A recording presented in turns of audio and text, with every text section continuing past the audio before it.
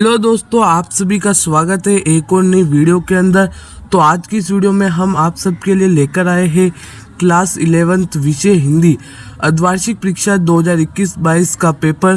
तो आपको इस वीडियो को एंड तक देखना है, बीच में कहीं भी स्किप नहीं करना है। तो चलिए गाइस वीडियो स्टार्ट करते हैं। सबसे पहले आपके आता है खंड क।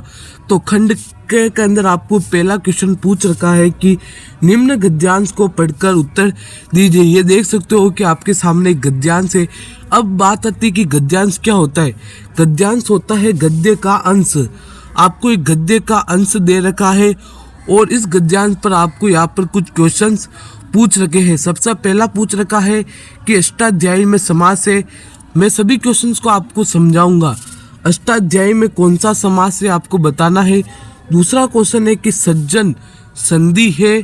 तीसरा क्वेश्चन है कि व्यक्तित्व का विलोम शब्द है। फिर आपको दूसरा क्वेश्चन पूछ रखा है कि संगति का प्रभाव मनुष्य पर कैसा पड़ता है। आपके विचार से एक सद्गुरु संपन्न व्यक्ति का व्यक्तित्व कैसा होता है। प्रस्तुत गद्यांश का उपयुक्त शीर्षक दीजिए। मतलब आपको 4 क्वेश्चन पूछ रखे हैं और ये जो गद्यांश है वो आपके कुल मिला के एक मतलब 3 ऑब्जेक्टिव क्वेश्चन 3 नंबर के, और जो बाद वाले क्वेश्चन है वो आपके 2, 3 और 4 नंबर के जो क्वेश्चन है वो आपको 2-2 नंबर के पूछ रखे हैं। और फिर प्रश्न संख्या 5 है, वो भी आपके गद्यांश से संबंधित है। दुष्ट व द्वेष के विपरीतक शब्द लिखे। ये क्वेश्चन भी आपको 1 अंक का पूछ रखा है। तो ये तो था आपके पहला क्वेश्चन। अब हम देखते हैं दूसरा क्वेश्चन। दूसरा क्वेश्चन है निम्नलिखित काव्यांश को पढ़कर पूछे गए प्रश्नों को उत्तर दीजिए। अब बात आती है कि ये काव्यांश क्या चीज होती है। काव्यांश होता है काव्य का अंश। मतलब यहाँ पर देख सकते हो कि आज जीत के रात से लगाकर पहरऊ सावधान रहना, ये आपको एक काव्यांश दे रखा है और इस काव्यांश पर आपको बेस्ड कुछ क्वेश्चंस पूछ रखे हैं। आपको इन क्वेश्चंस के आंसर देने हैं। तो सबसे पहले आपको क्या करना होगा, इस पद्यांश को अच्छे से पढ़ना होगा। आपको सबसे पहला क्वेश्चन पूछ रखा है कि पेवरू का शाब्दिक अर्थ है।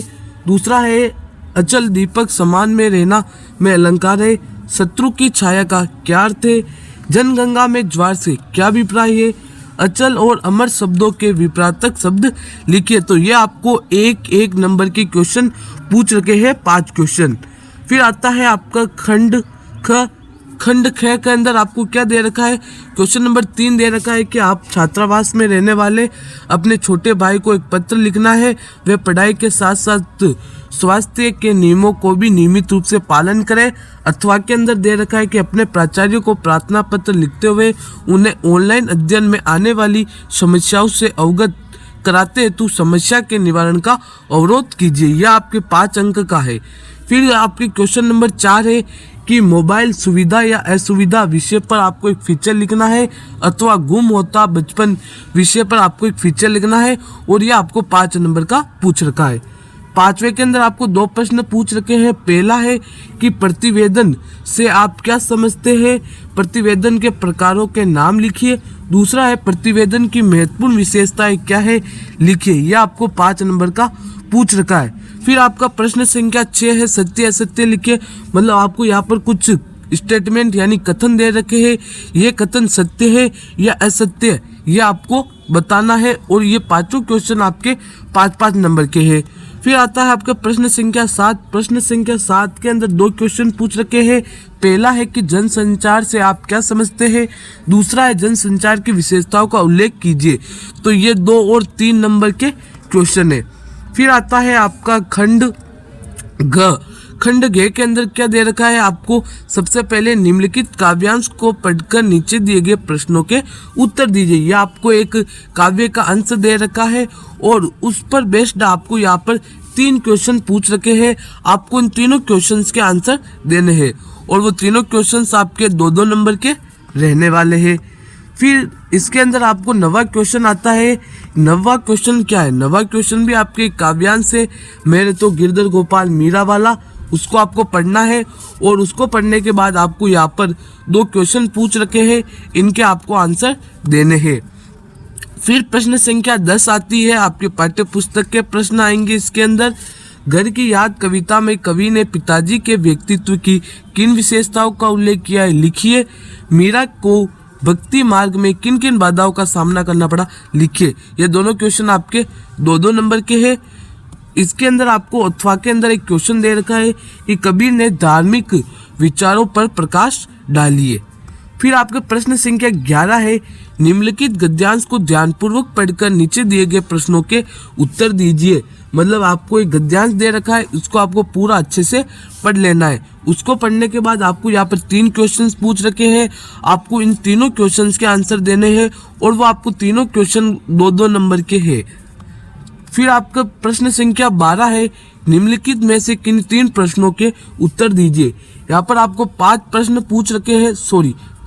पूछ रखे हैं, इनमें से आपको किन 3 प्रश्नों के उत्तर देने हैं और वो तीनों प्रश्न आपके 3-3-3 अंक के हो जाएंगे।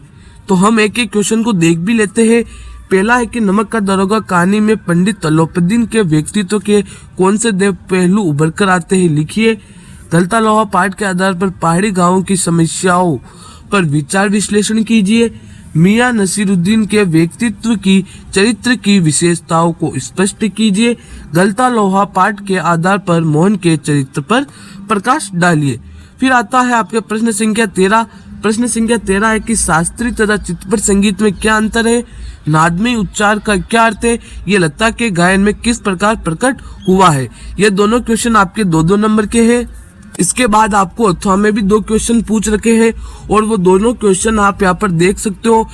आपको जो भी क्वेश्चन अच्छे तरीके से आता है आप उसको कर सकते हो।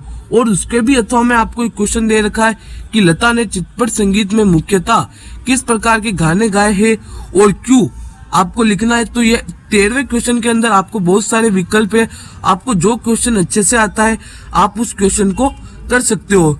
तो आई होप आपको ये वीडियो पसंद आई है। अगर वीडियो पसंद आई है तो इस वीडियो को लाइक करें, शेयर करें और चैनल पर पहली बार हो तो चैनल को सब्सक्राइब करके बेल आइकन को प्रेस कर दीजिए, जिससे आपको आगे आने वाली सभी वीडियो की नोटिफिकेशन सबसे पहले मिले। तो चलिए मिलते हैं अगली वीडियो में, तब तक के लिए बाय बाय, जय हिंद, वंदे मातरम।